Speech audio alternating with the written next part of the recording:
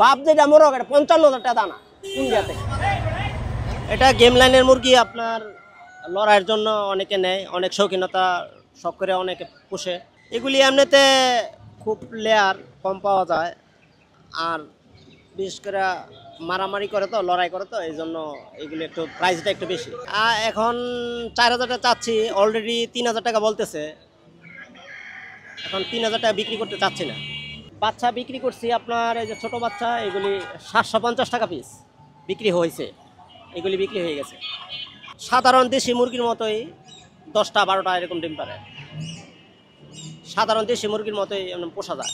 হ্যাঁ, অন্যান্য মোরগ মুরগির চেয়ে অনেক লাভজনক, বাণিজ্যিকভাবেও অনেক মোটামুটি পুষতে পারলে ভালো।